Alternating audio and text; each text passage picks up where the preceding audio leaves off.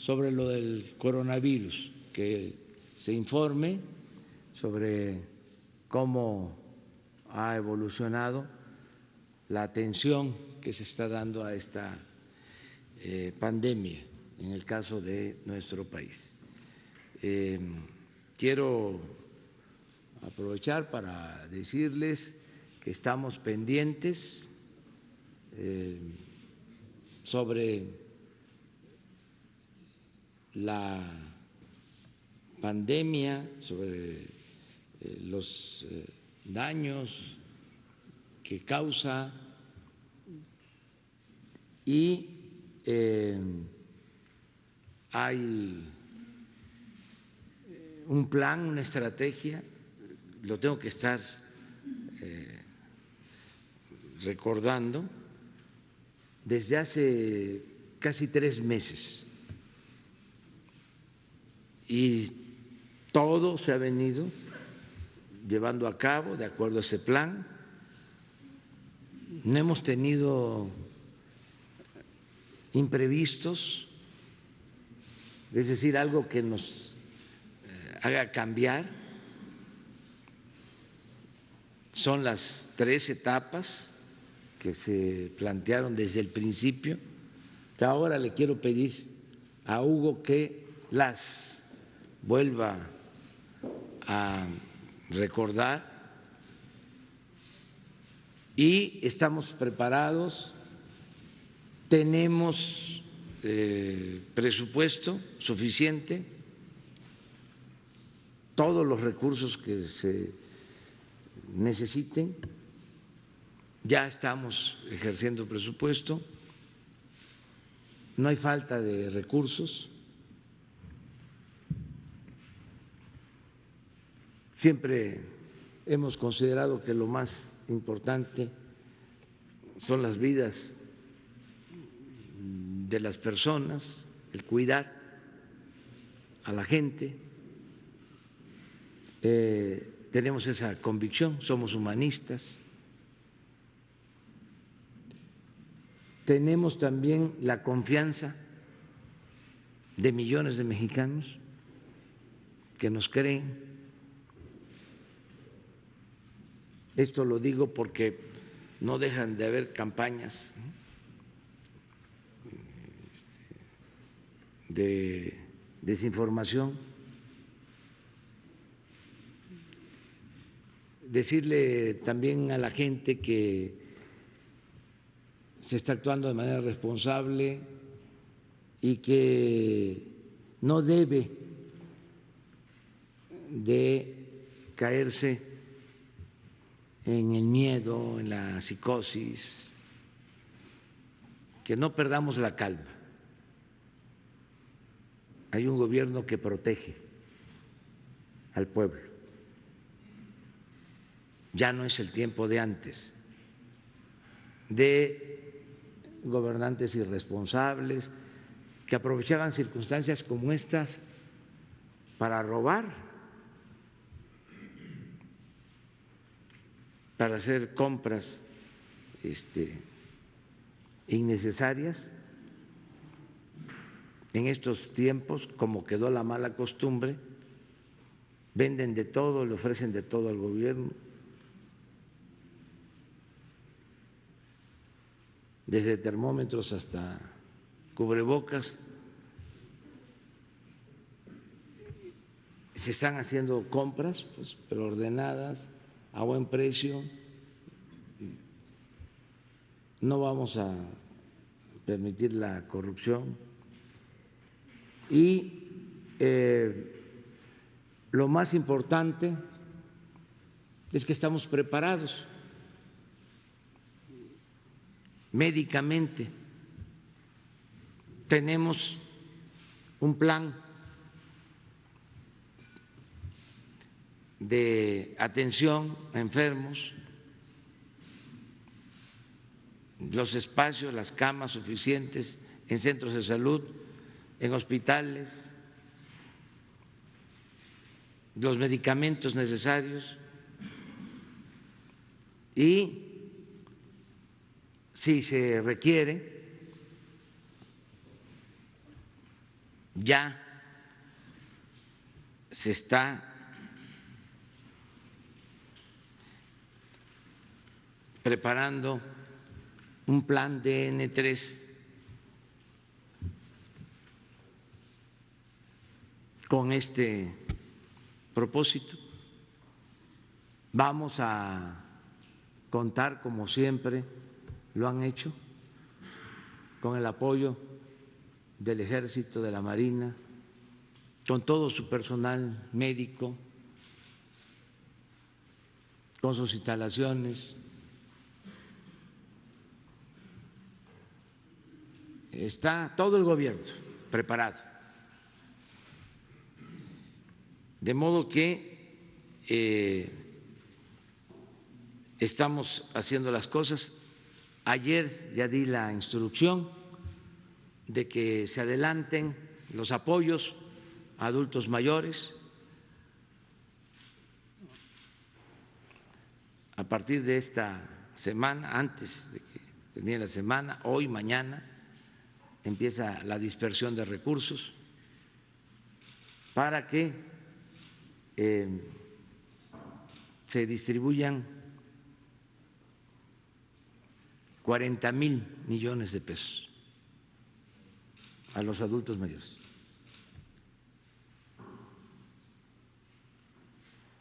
Que tengan estos recursos por si hace falta, que, bueno, a ellos siempre les es importante este apoyo, sobre todo porque hay muchos adultos mayores pobres. Entonces, eso va a estar resuelto a más tardar la semana próxima.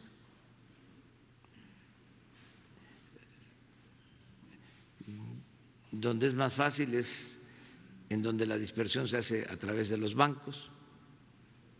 Donde nos cuesta más es donde no hay instalaciones bancarias y hay que llevar el dinero. Y también en esto nos va a apoyar la Guardia Nacional en la distribución de estos fondos a todo el país.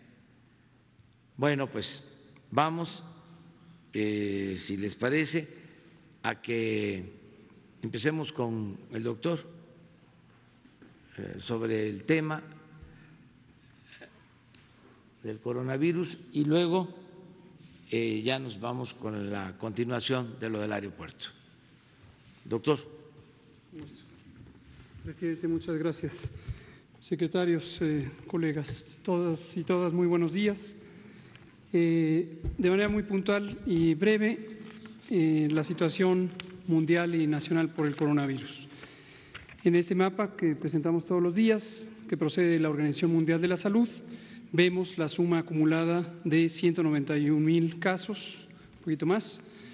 Vemos que en la región que está fuera de Asia, fuera de China, tenemos ya los más casos que se acumulan, y esto es porque Europa, en los casos de las últimas 24 horas que se pueden ver en la tabla del lado izquierdo, presenta la mayor agregación de casos por día. La región de América ya también está teniendo una contribución importante a los casos. En la situación de México, lo que vemos es que tenemos hasta el momento 118 casos confirmados. Seguimos, como todos los días, estudiando casos sospechosos y se declaran o confirmados o descartados según los resultados del laboratorio. Ayer tuvimos un deceso lamentable, como puede ser cualquier deceso de cualquier persona, y nuestras condolencias para la familia de la persona fallecida. Este es un caso que ilustra exactamente lo que sabemos que va a pasar y, como se ha dicho, que contemplamos desde hace casi 3 meses un escenario claro de lo que va a ocurrir y que lo hemos anunciado todos los días, a veces 2 veces al día. Lo que vemos con el deceso de ayer es que las personas que tienen enfermedades crónicas, en este caso obesidad y diabetes, tienen un riesgo aumentado de tener la forma complicada de la enfermedad. Y también las personas adultas mayores, no dejaremos de insistirlo, personas en general mayores de 60 años, pero progresivamente conforme aumenta la edad, tienen mayor probabilidad de complicarse. Entonces, en especial las personas adultas mayores y las personas con enfermedades crónicas, así como las mujeres embarazadas, tienen que tener una mayor conciencia del riesgo de complicarse y entonces sí acudir a tratamiento y a evaluación médicas cuando presentan los síntomas del coronavirus. Regresando al asunto de las fases de la epidemia, tal como lo identificamos desde los primeros días de enero, y lo hemos dicho todos los días, no perdamos de vista la parte importante de saber lo que se avecina, lo que estamos ya transcurriendo en este momento y todos los escenarios hasta el final de la epidemia. En el escenario 1, importación del virus, tenemos casos importados, generalmente menos de algunas decenas, pero tenemos poca transmisión o nula transmisión comunitaria. En el escenario 2 empezamos a ver algunas situaciones de transmisión comunitaria. Esta se identifica porque ya no se puede reconocer exactamente quién infectó a quién y se pueden empezar a encontrar casos en donde no es fácilmente identificable si hubo un antecedente ya sea de viaje o de visita por una persona que vive en los sitios de alta transmisión. Pero tenemos en general algunas centenas de casos, cientos de casos. Y en el escenario 3 ya los brotes comunitarios se empiezan a congregar de tal suerte que ya aparece una transmisión dispersa. Aunque en el mapa ustedes pueden ver que en casi todos los estados de la República hay casos, eso no quiere decir que hay una transmisión dispersa. ¿Por qué razón? Porque todos estos 118 casos han podido ser identificados como fuente de infección, ya sea un viaje al extranjero o la visita de una persona que proviene de los sitios de transmisión activa. Finalmente, tenemos que estar preparados para una epidemia larga, lo hemos dicho en repetidas ocasiones. Todos los escenarios de lo que se contempla que va a ocurrir están ocurriendo en los momentos en que lo teníamos contemplado. Esto no es una situación casual, esto es la aplicación del conocimiento científico, la guía de las comunidades científicas internacionales y también, desde luego, y mis respetos y agradecimiento, nacionales y de manera especial esta estrecha vinculación con la Organización Mundial de la Salud que nos permite mantenernos firmes en un plan técnico bien planeado, bien calculado y con las intervenciones que son convenientes. Entonces, tengamos claro, pedimos nuevamente la ayuda a las personas comunicadoras y a los medios en los que ustedes trabajan a que ayuden a que la población mantenga la atención en lo que es importante para proteger a la población, que no se distraigan con pequeños detalles, con escándalos, quién le dio la mano a quién no se puso alcohol, etcétera. Necesitamos que la población tenga una visión clara, objetiva de lo que esta epidemia representa. Es una epidemia en la que va a haber casos, en su enorme mayoría, 80% leves, un porcentaje menor, cercano al 15%, de personas adultas mayores o con enfermedades crónicas o mujeres embarazadas que pueden tener enfermedad que requiera hospitalización. Y un porcentaje aún menor, el desafortunado deceso de las personas. Que haya ocurrido ayer un deceso no significa que automáticamente se escalan las fases. Es previsible que en este momento de transición entre la fase 1 y la fase 2 ya se empiecen a reconocer también decesos como el que ocurrió. Cierro diciendo, si nos mantenemos bien organizados, si las autoridades del país, en particular las estatales, tienen claro que existe un plan nacional, que existen los órganos de gobierno correspondientes, que la Conferencia Nacional de Gobernadores colabora estrechamente con el gobierno federal y se han acordado un marco de colaboración de base técnica, entonces vamos a ser más efectivos y vamos a poder sortear con éxito todas las fases de esta epidemia. Muchas gracias. Presidente.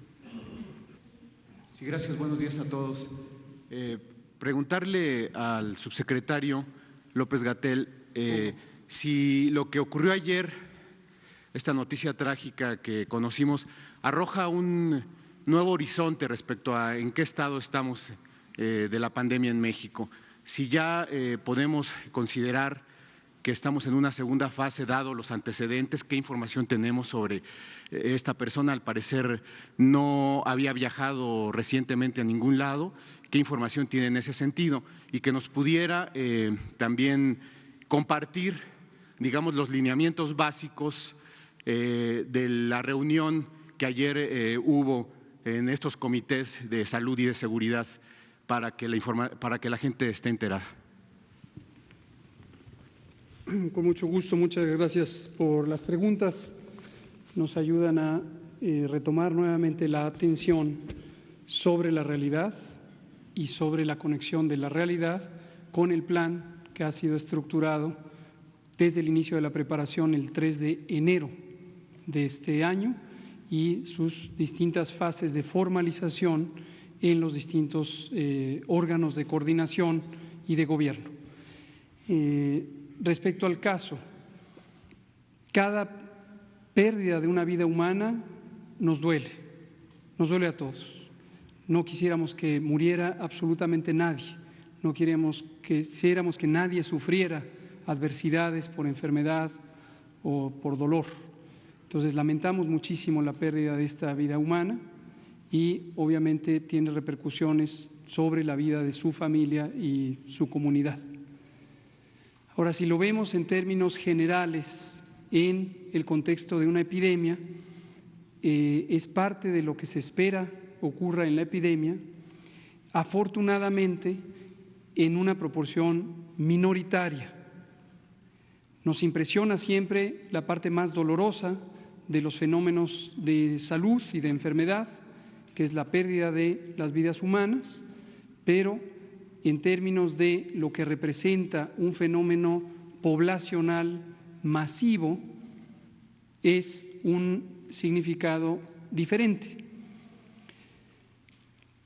Una minoría de personas, como hemos dicho, desafortunadamente van a llegar a esto, pero una gran mayoría de personas van a tener una enfermedad que requiera alguna asistencia hospitalaria, un 15%, y todavía un número, una proporción mucho más grande van a tener una enfermedad que sea de corta duración, con síntomas leves y que se resuelva espontáneamente. Ahora, respecto al plan ha considerado prácticamente todos los elementos que se pueden presentar en preparación, en las fases de transmisión comunitaria, en las actividades públicas, sociales y privadas, en la capacidad hospitalaria para atender casos con enfermedad que así lo requiera, en la coordinación de los aspectos económicos, etcétera, etcétera. Entonces, la respuesta directa, si esto representa o no la necesidad de hacer un cambio de plan, no, todo lo contrario.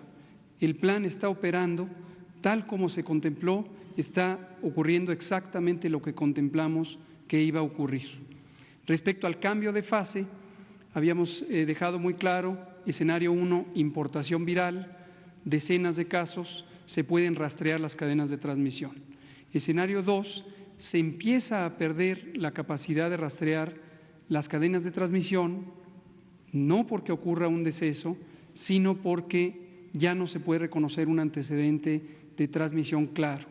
En este caso concreto, pudiera ser que además de la penosa pérdida de la vida humana, hubiera un elemento informativo sobre la dificultad de identificar su cadena de transmisión. Tenemos un antecedente de que la persona estuvo 6 días antes del inicio de sus síntomas en una concurrencia pública donde, por la naturaleza del evento, pudiera haber participado la exposición a personas que viajaran al extranjero o personas de origen extranjero de los sitios relevantes de transmisión comunitaria. Finalmente, sobre la reunión de ayer, esta es la segunda vez que se reúnen conjuntamente el Comité Nacional de Emergencias con el Comité Nacional para la Seguridad en Salud. La vez anterior ocurrió el 28 de febrero y sucesivamente hemos tenido distintas reuniones de coordinación. Les recuerdo también la reunión con la Conferencia Nacional de Gobernadores, la reunión del 4 de marzo, la reunión del Consejo Nacional de Salud el 5 y 6 de marzo y también la reunión con el Consejo Nacional Educativo el sábado 14 de marzo. Lo que nos permite este tipo de reuniones no solamente es el intercambio de puntos de vista, sino acuerdos formales para mantener una coordinación, una rectoría efectiva en los órganos del gobierno, como se puede ver, no solamente federales, sino también estatales, con los 32 estados de la República. Y además son innumerables las reuniones que hemos tenido con distintos elementos de los otros sectores de la sociedad, del sector privado. Por ejemplo, con la Coparmex ha habido reuniones específicas de información y capacitación, también con los sectores sociales, una de las que tiene un significado particular por su naturaleza masiva es con la Iglesia Católica, a través de la Conferencia del Episcopado Mexicano, y hemos tenido cuando menos 2 reuniones con sus liderazgos para tener acciones que permeen hacia el resto de la sociedad. Y les recuerdo también a ustedes y a la sociedad que en el portal web www.gov.mx/coronavirus existe toda la documentación, tanto técnica como de divulgación, que se puede utilizar para orientar a cada comunidad específica, en las universidades, en los campos de trabajo, en las organizaciones sociales, en las organizaciones deportivas, etcétera, etcétera. Gracias, presidente. Buenos días. Sobre el coronavirus, quería plantearle algunas preguntas. Primero, ¿hay peticiones de la iniciativa privada para solicitar estímulos fiscales e incluso posponer medidas como el asunto del etiquetado? En otras naciones se han tomado algunas medidas justamente para evitar el impacto económico de la pandemia. Si su gobierno estaría dispuesto a eso.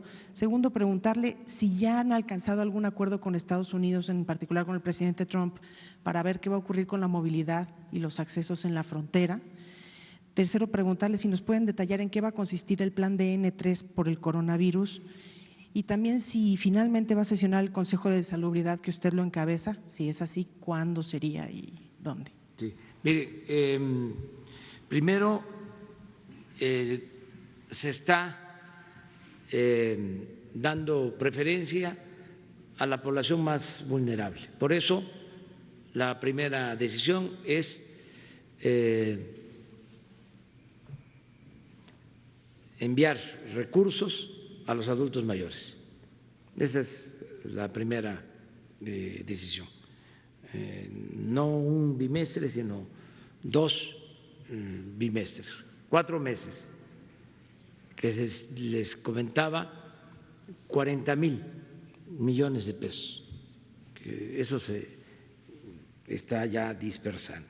Acerca de la reunión de salud, va a haber el día de hoy 2 reuniones, una del Consejo de Salud, que va a presidir el secretario de Salud, y otra también con el mismo propósito que voy a presidir yo a las 8 de la noche para la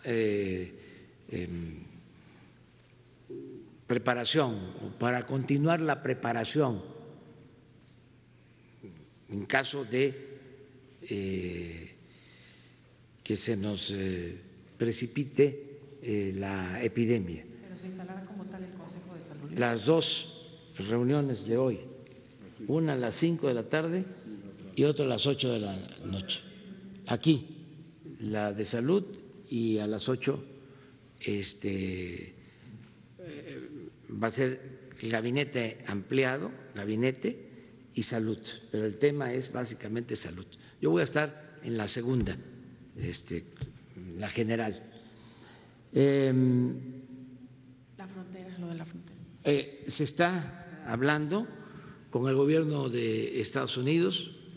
Ellos han tenido pues un trato respetuoso, como siempre, con nosotros. No han tomado una medida unilateral, de cierre de fronteras. Ayer mismo, y lo celebro, el presidente Trump habló de no cerrar la frontera con México. Esto se agradece porque además no ayuda, al contrario, podría perjudicar. ¿Pero acordaron algo con el gobierno de Estados Se Unidos? acordó tomar medidas conjuntas y hoy tiene una reunión, ayer también, el secretario de Relaciones Exteriores con funcionarios del gobierno de Estados Unidos. Hay una reunión permanente y va a informar el secretario de Relaciones Exteriores. Pero vamos muy bien en este sentido, cuidando no tomar medidas apresuradas y separar la parte política de este asunto que debe de tratarse con mucha responsabilidad. Nosotros decidimos desde el principio que fuesen los médicos, los especialistas, los científicos, los que condujeran el proceso, porque son dos planos, el de la pandemia y el de las decisiones que se toman. Y hay veces que si las decisiones no son correctas, se afecta a la sociedad en su conjunto.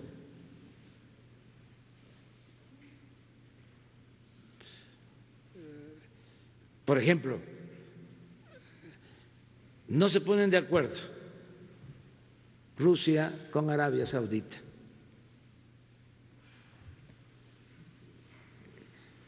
En tiempos del coronavirus y deciden aumentar la producción y se cae el precio del petróleo. Esa medida afecta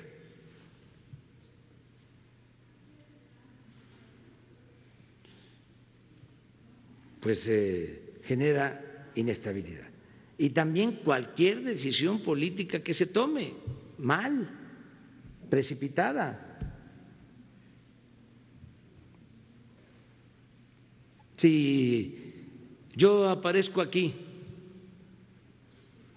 por protagonismo, por extravagancia, ya lo he dicho, con una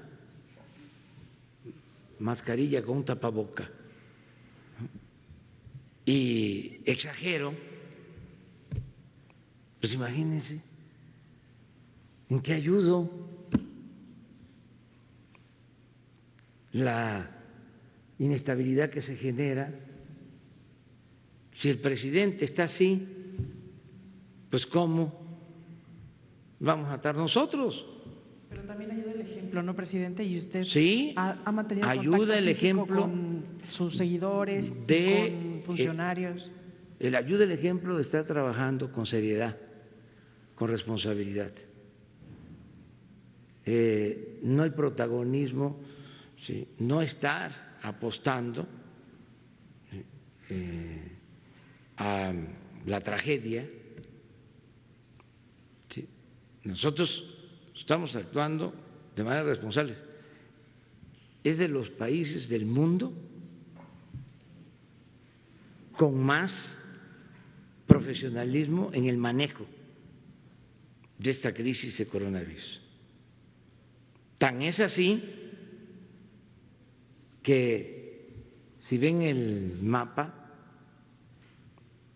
de la Organización Mundial de la Salud, que es a lo que nos atenemos, no a lo que digan los políticos del extranjero, a lo que digan los diputados, a lo que digan los senadores, a lo que digan los articulistas. Imagínense si nos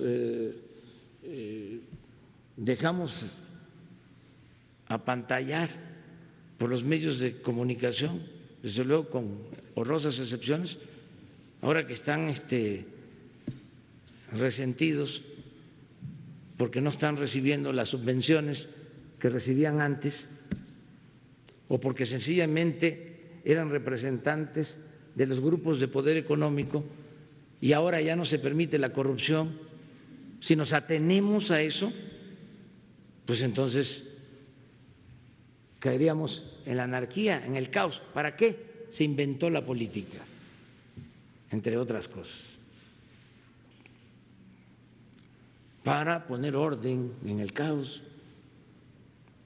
Entonces, ahí están los resultados. Entonces, va a seguir habiendo presiones, conjeturas, rumores, pero hay que estar informando y que los mexicanos sepan que estamos actuando con mucha responsabilidad. Estamos preparándonos desde hace tiempo para tener toda la infraestructura necesaria cuando se nos presente una mayor demanda de hospitalización, de atención a enfermos. Esto es, los médicos, los especialistas, y además, adicionalmente, como ya lo mencioné, se va a aplicar, de ser necesario, un plan especial de N3. ¿En qué consistiría? ¿Veremos Consistiría tropas en las calles? en desplegar todo el conocimiento que tienen los médicos militares, las enfermeras y la experiencia del ejército para el manejo de casos de mayor gravedad,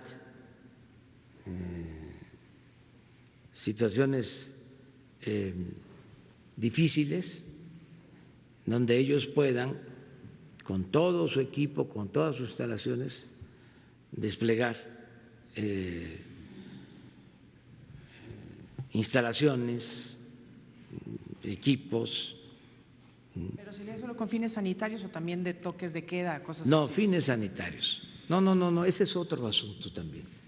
O sea, no al autoritarismo, no a la discriminación,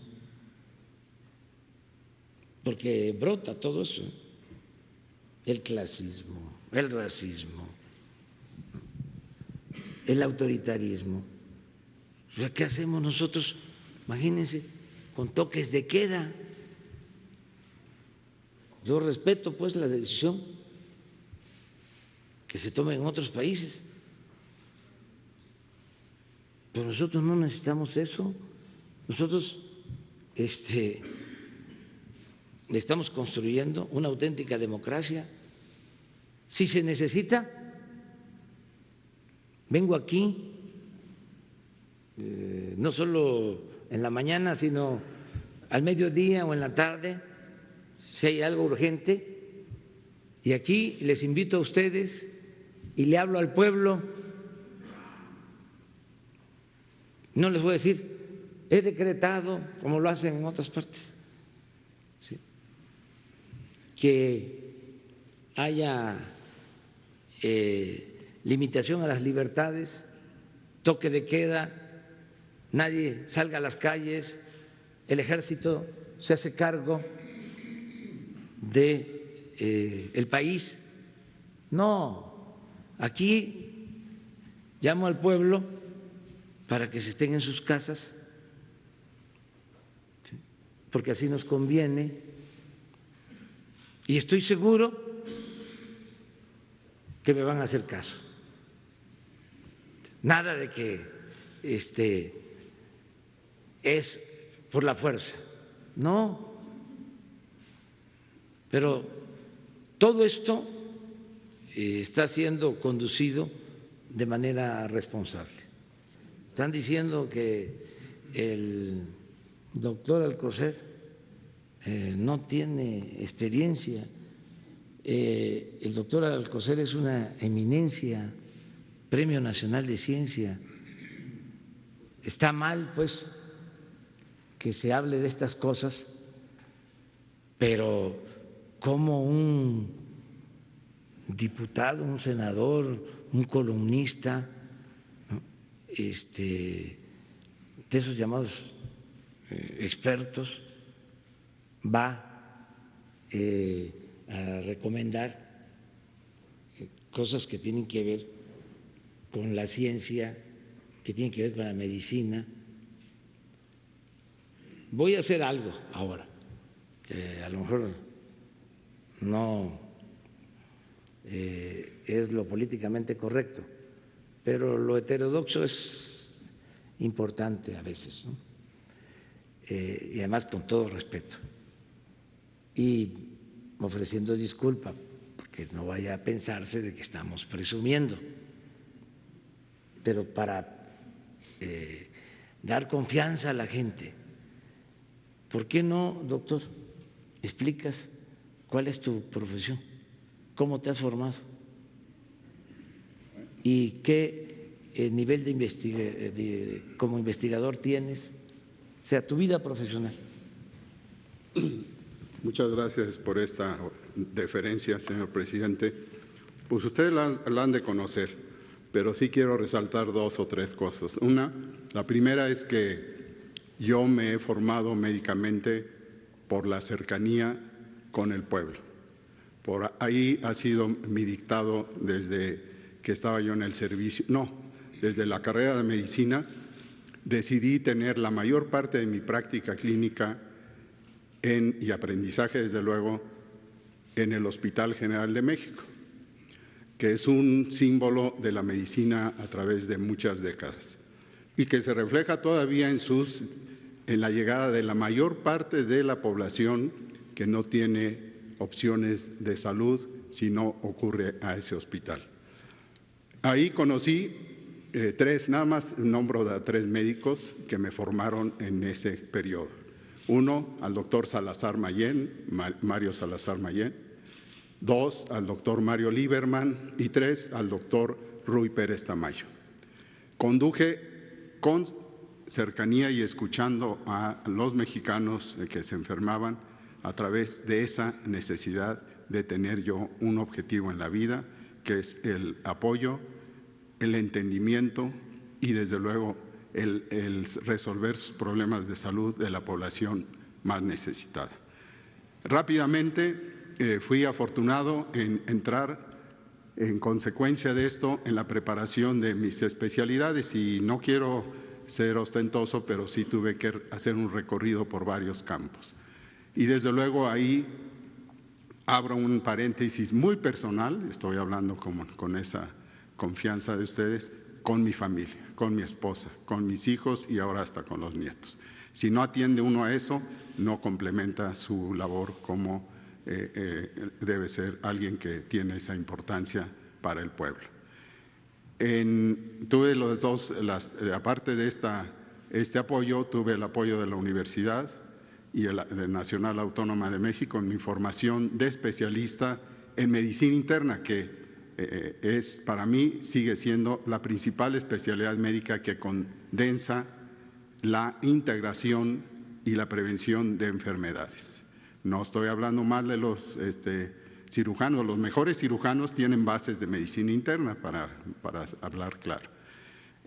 Junto con ello empecé a tener, desde luego, dos ámbitos que, disculpen, pero son importantes para la integración del desarrollo de un médico. La enseñanza, lo que estaba yo aprendiendo con mis pacientes, con todo lo que estaba viendo, lo tuve que transmitir. Y ahí, por cierto, se asomó un joven llamado Hugo López Gatell, que fue de los pocos que en mi camino mostró desde entonces ese interés en la epidemiología, pero en el ser humano y en la agresión de los, no saquen computadora, de un billón de atentados al organismo normal de un individuo a lo largo de 70 años, como está calculado, de tener agresiones del medio ambiente a través de bacterias, virus, ahora químicos, etcétera, y que son manejados como lo maneja la Guardia Nacional en un símil, si ustedes me lo permiten, para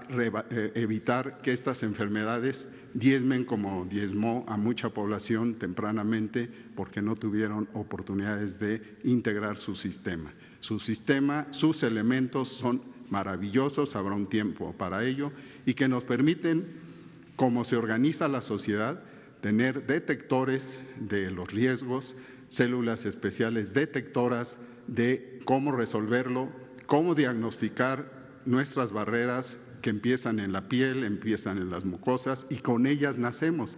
Por eso es importante que los mexicanos nazcan cada vez más nutridos y no tengan desde antes en el embarazo el handicap de un déficit que ustedes mencionan y que todos dicen se les bajaron las defensas. Eso lo aprendí a través de la medicina interna y una subespecialidad que es la reumatología. Rápidamente, no solo son articulaciones de los adultos mayores las que se enferman con estos síntomas reumatológicos, sino todos. El coronavirus, aparte de la fiebre y de las molestias en las vías respiratorias, tienen dolores osteomusculares como característica.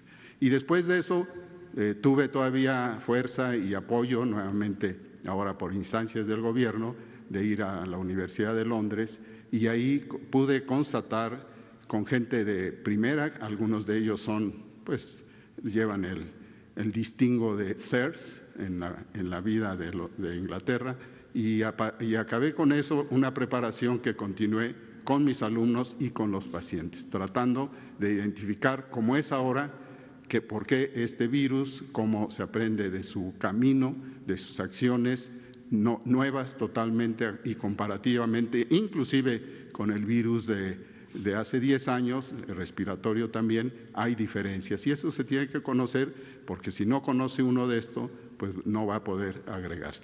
Pero termino con una situación especial. Todo ese camino de las células que nos llevan y que producen anticuerpos y con los cuales se está tecnológicamente buscando un tratamiento, una vacuna, etcétera, tienen un grupo de células que ojalá, y lo ha impulsado el presidente, todos los mexicanos tengamos, memoria. La memoria de las células inmunes nos dan esa creciente capacidad para que cuando tengamos otra bacteria o otro virus como esto podamos salir adelante. Y todo esto que le estoy diciendo es importante, pero siempre y cuando se mantengan principios. Si no tiene uno principios, no puede caminar con éxito. A mí me faltan muchas cosas que aprender, las aprendo diariamente en estas reuniones, pero éxitos mayores se logran cuando hay ética, hay humanismo y se tiene como presencia principal en la vida, aparte de la familia, a la comunidad. Y desde luego, por eso, mi saludo y mi agradecimiento a la población mexicana, que sé que tiene toda su capacidad, su fuerza en el alma y desde luego en la cultura de los mexicanos para salir adelante de este reto.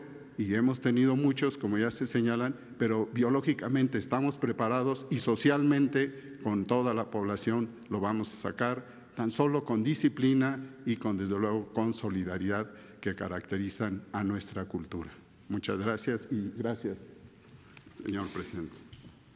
Bueno, nada más porque el doctor no quiso, pero yo sí le voy a pedir ahora que me diga aquí, nada más que me conteste. ¿Cuánto tiempo estuvo de investigador en el Instituto de Nutrición? 47 años. 47 años. Y médico. De médico y de investigador en el Instituto de Nutrición. 47 años.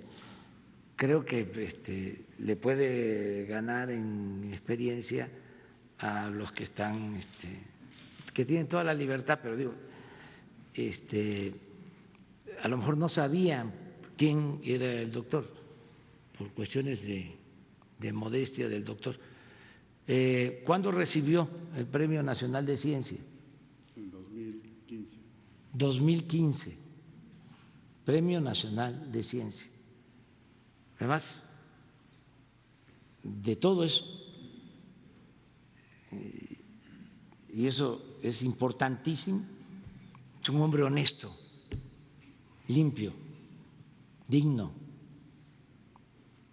Entonces, estamos bien. El secretario de Salud de nuestro gobierno, el doctor Alcocer, y su alumno, Hugo López-Gatell, pues es el encargado de llevar a cabo toda la estrategia. Muy bien, está Isabel apuntada. Buenos días a todos. Me gustaría plantear varias preguntas sobre el coronavirus. Si de acuerdo con el seguimiento en estas fórmulas de proyecciones, ¿cuántos casos se estarían generando para la fase 2? ¿Cuál es el protocolo, por ejemplo, para el caso de las personas que pierdan la vida? ¿Se les va a cremar directamente? ¿Las funerarias privadas lo pueden hacer, no lo pueden hacer? ¿Las Fuerzas Armadas prestarían sus instalaciones para este propósito? De acuerdo con la experiencia tanto del secretario de Salud como de los médicos militares, ¿cuál es la proyección para poder tener una vacuna que sea efectiva para que combata el coronavirus? Y al presidente, me gustaría preguntarle cómo va a funcionar su gobierno. Es el escenario hipotético de una fase 2, en donde entiendo pues hay más casos, cientos de casos. ¿Se está contemplando trabajo a distancia? ¿No se está contemplando? Está contemplado también las giras, hacer algunos ajustes de seguridad en cuestión sanitaria, es todo en cuestión sanitaria. Me gustaría, y en el caso de las hipotecas, hay personas que están preocupadas porque van a tener una pérdida de ingresos, incluso hasta su empleo. ¿Qué va a pasar con el caso de las hipotecas, de las personas que tienen que pasar su hipoteca? Bueno, sobre eso, no nos adelantemos, vamos a esperar, o sea, no adelantemos vísperas, vamos a esperarnos, decirle a la gente que estamos pendientes, que no están solos,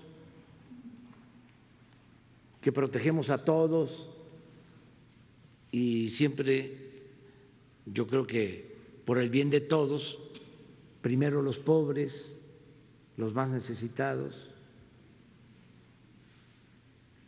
Acerca de cómo me voy yo a conducir, ya lo dije la vez pasada, de acuerdo al protocolo de la Secretaría de Salud. En el caso de los actos, voy a procurar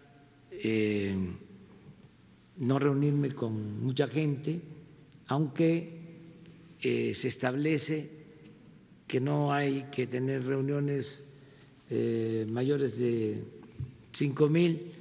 Voy a procurar que sean reuniones de poca participación de la gente, lo más indispensable. Voy a dedicar bastante tiempo a la supervisión de obras. Por ejemplo, voy a Oaxaca, tengo que ir, porque hice el compromiso, todos los 21 de marzo a Guelatao, porque ese es el presidente que más admiro, el mejor presidente de México. Ese nos dejó muchas lecciones. Todavía gobierna con su ejemplo.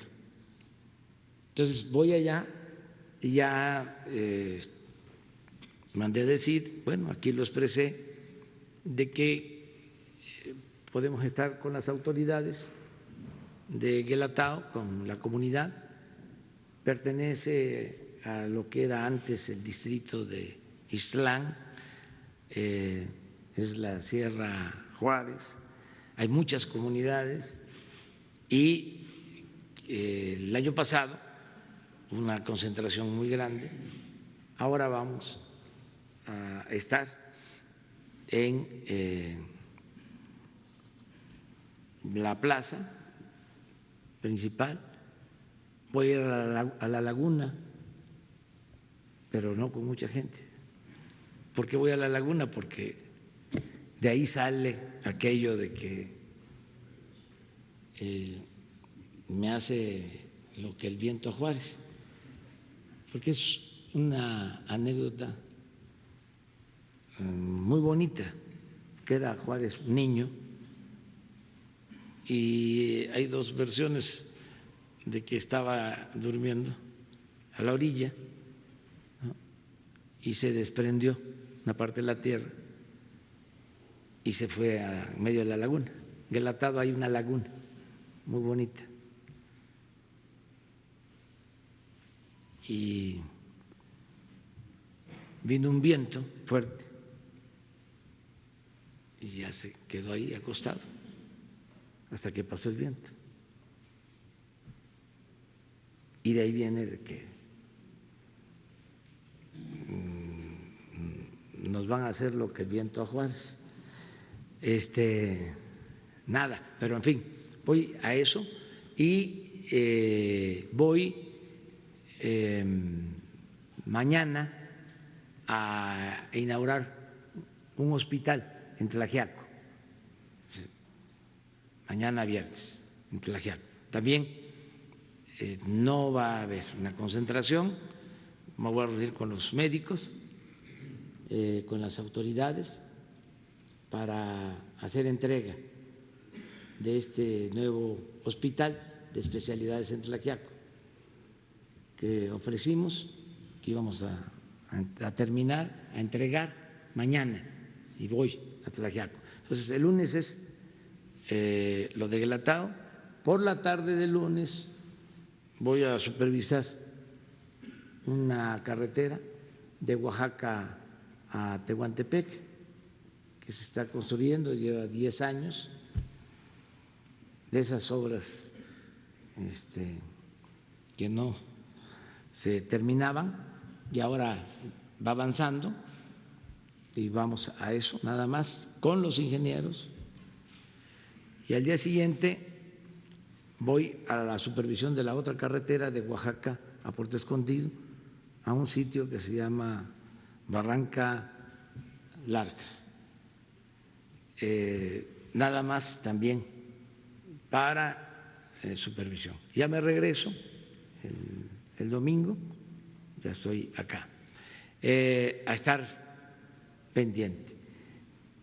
Eso era lo que tenía que ver conmigo, ¿no? Lo demás es su… Sí, de sanidad, exactamente. Sí. Muchas gracias. Gracias por las preguntas sobre este tema que ha sido de atención prácticamente todos los días, que es sobre las actividades que por disposición de la Secretaría de Salud el sábado pasado fueron anunciadas como que se recomienda su posposición o reprogramación, pero nos ayuda a retomarlo. Hemos identificado que todavía falta que permee en algunos sectores de la sociedad. Muchos ven estas conferencias matutinas, pero hay quien opta por no, porque está en algunas actividades. Les pedimos por favor su ayuda para dejarlo muy claramente especificado. Número 1, se recomienda suspender o posponer todas las actividades no esenciales que involucran congregación de cualquier número de personas o tránsito de personas en organizaciones de los sectores público, social y privado. ¿Cuándo empieza esto? Ya, en forma inmediata. Lo anunciamos el sábado pasado, sábado 14 de marzo. Segundo, se recomienda posponer o reprogramar todas las congregaciones masivas superiores a 5,000 personas en todos los ámbitos, público, social o privado.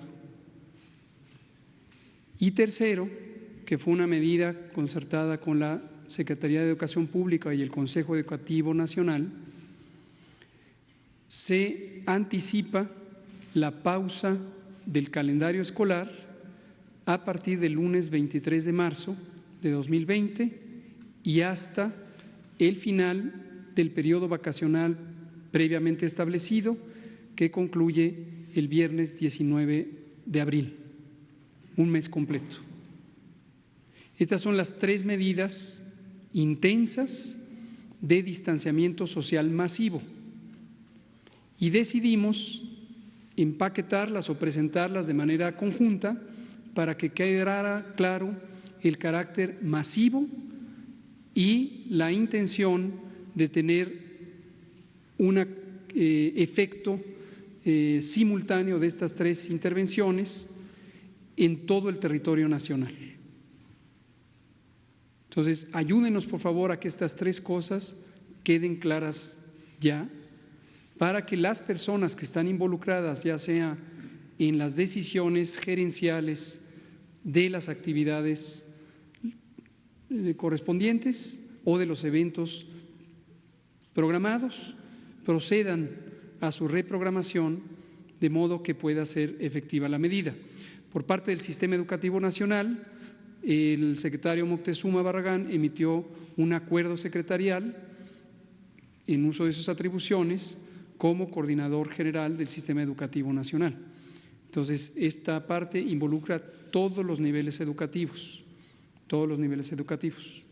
Ahora, además, en conjunto con estas medidas, especificamos el énfasis en la protección de las personas adultas mayores, arbitrariamente definido como de 60 y más, en las que se recomienda la asistencia de las familias y de las comunidades para velar por la salud de las personas adultas mayores, asistiéndolas en todo lo necesario para garantizar que no existan movilizaciones innecesarias, particularmente fuera del domicilio. ¿A qué nos referimos? No que se queden sentados o acostados, nos referimos movilidad fuera de la casa. Si tenían que ir a la compra de los alimentos, que alguien les ayude.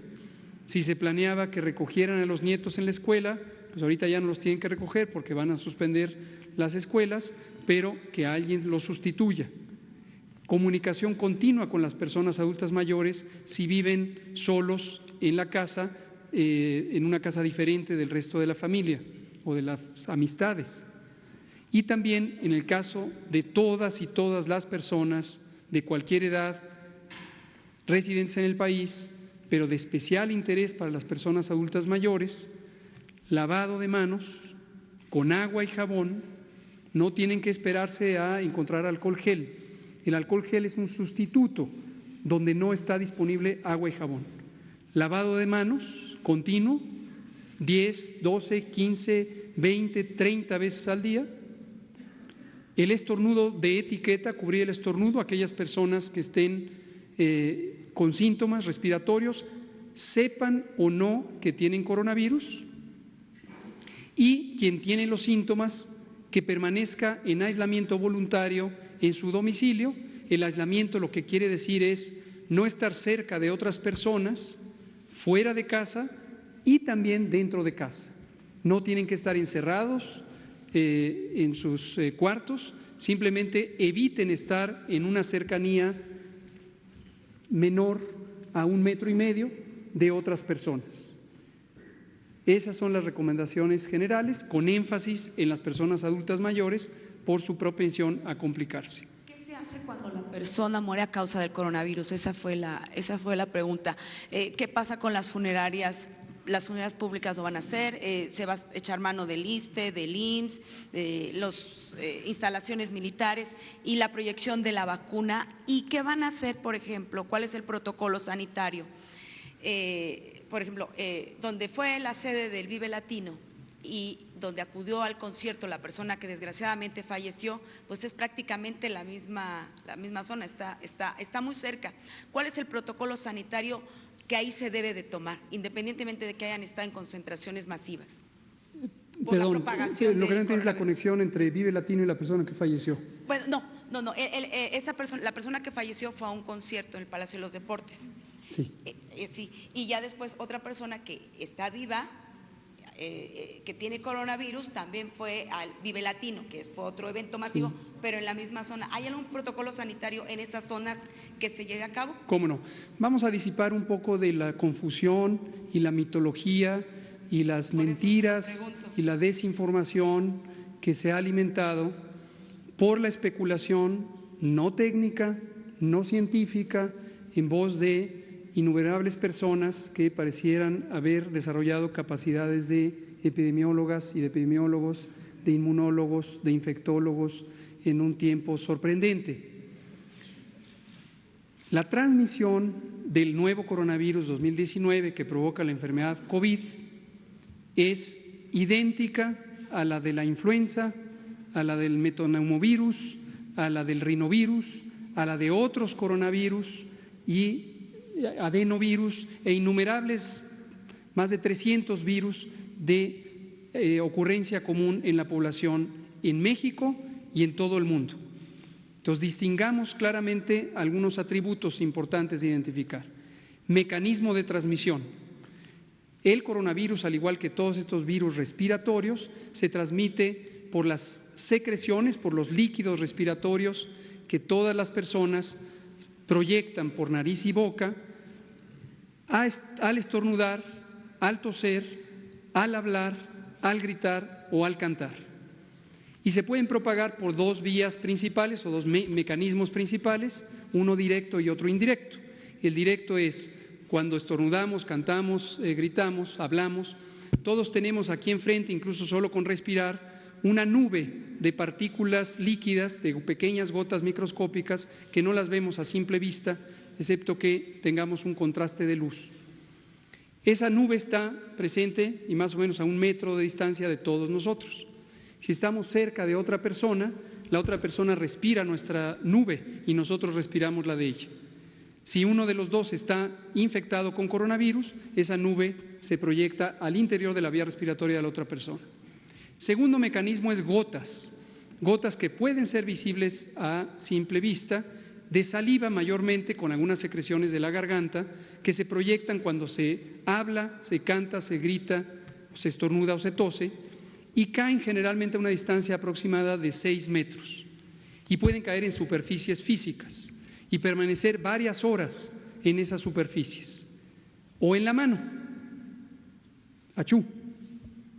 Y cuando eso ocurre, con la mano saludamos a otra persona y en su mano le llevamos el virus y horas después o minutos después esa persona se rasca los ojos, se pica la nariz o se toca la lengua, cualquier parte de la boca, e introduce el virus. O lo mismo, tocó una superficie inerte o un material físico donde hay esas secreciones y se lleva el virus a su interior. Entonces, ese efecto produce una eficiencia de transmisión donde cada persona con coronavirus, durante el periodo de enfermedad, que dura 7 a 10 días, es contagioso y puede contagiar en promedio a 2 o hasta 3 personas, en promedio. Esa es la contagiosidad. Entonces, si tenemos una congregación masiva, la eficiencia con que se transmite a la congregación masiva depende del número de personas contagiantes, porque cada persona es capaz de infectar a 2 o 3 más, a 2 o 3 más. Pensemos en un concierto público, 70,000 personas, y que haya un infectado. De esas 70,000, posiblemente 3 salgan infectadas. No perder de vista que 2 a 3 es el número de personas infectadas durante todo el periodo de contagio. Es decir, no es irremediable que una persona contagiante produzca un contagio, por muchas razones que no podemos detallar en este momento, pero que están claramente estudiadas en las ciencias de la epidemiología, la ciencia básica de la salud pública. Entonces, disipemos mitos de que se tienen que hacer contenciones especiales, de que se tienen que usar trajes especiales de alta contención en bioseguridad, esos trajes que son como unas pijamas de color blanco, de un material no poroso, trajes Tyvek, de que se necesitan escafandras o protecciones integrales, de que se necesitan botas para cubrir el calzado. Eso no se necesita. Y esto está claramente estipulado en la guía de control de infecciones que publicamos desde la primera semana de febrero y que es producto del trabajo de más de 60 expertas y expertos nacionales en control de infecciones, infectología, epidemiología, medicina, etcétera, etcétera. Y los espacios públicos, cuando decimos que es conveniente sanitizarlos, que es otra de las disposiciones para las escuelas, no quiere decir tener un gas de cloro, cerrarlas herméticamente, acordonar o empaquetar todo un edificio y llegar con este tipo de personal especializado con aspersores de alta presión. No quiere decir eso. Quiere decir que el personal de intendencia convencionalmente trabajando en estos espacios utilice cualquier solución desinfectante de uso común, por ejemplo, cloro, la solución típica de cloro que se usa normalmente en los recintos escolares y muchos edificios para trapear el piso. Tampoco hay que ponerla en concentraciones excesivas, eso puede ser tóxico y no es necesario ponerlas a concentraciones excesivas. En la guía de control de infecciones viene detallado cuál es la concentración de cloro que se necesita y todo lo que tiene que hacer es las superficies físicas donde hay contacto común de las manos de los seres humanos, que al menos un par de veces al día se limpien. Tan tan. No se necesita el piso, trapearlo de esa manera, no se necesitan las paredes, no se necesita el techo. Y finalmente, como medidas de protección, no se necesita que la población esté con cubrebocas, mucho menos cubrebocas de alta eficiencia, mascarillas N95, no se necesita. Eso es espectáculo, no ciencia, no técnica, eso no protege, eso da una falsa sensación de seguridad o la oportunidad de salir en fotografías, no se necesita. En la guía de control de infecciones se estipula claramente que quienes sí necesitan estas mascarillas N95 es solo el personal de salud que está en contacto directo con los pacientes durante el momento de realizar procedimientos, por ejemplo, la toma de muestras que generan aerosoles, o si una persona fuera a ser intubada para ventilación mecánica asistida, las enfermeras y los médicos que están haciendo el procedimiento necesitan esa mascarilla para protección personal. Pero quien esté sentado en la estación de enfermeras firmando recetas o haciendo prescripciones para el resto de los pacientes y que no está en contacto directo con el paciente, no lo necesita. Y lo último que también es común que se pregunte es: tengo fiebre, tengo tos, tengo dolor de garganta, estoy estornudando, ¿dónde me hacen la prueba de coronavirus? No se necesita hacer la prueba de coronavirus, lo dejo muy claro, no porque no se quiera hacer la prueba de coronavirus, sencillamente porque las disposiciones preventivas no esperan o no deben esperar a que se confirme el coronavirus. A partir de todo este momento, una persona con esos síntomas debemos asumir que tiene coronavirus. Cuando estábamos todavía en la temporada de influenza, pero ahorita está ya francamente en la fase final, la mayor probabilidad es que quien tenga estos síntomas sea por coronavirus. No se necesita diagnosticar el coronavirus. Si esa persona es como 8 de cada 10 que no tiene enfermedades crónicas o es un adulto mayor de 60 años o una mujer embarazada, no necesita ni confirmación diagnóstica ni un tratamiento especial en virtud de que no existen en el mundo entero medicamentos específicos para el coronavirus, como no lo existe para la gran cantidad de virus respiratorios comunes cada año. Si es una persona que es adulta mayor, mujer embarazada o tiene las enfermedades crónicas que repetidamente hemos mencionado, incluida la diabetes, que se presenta en 14% a lo largo de la vida en la población mexicana, esas personas sí necesitan una evaluación médica para asegurarnos que no se vayan a complicar.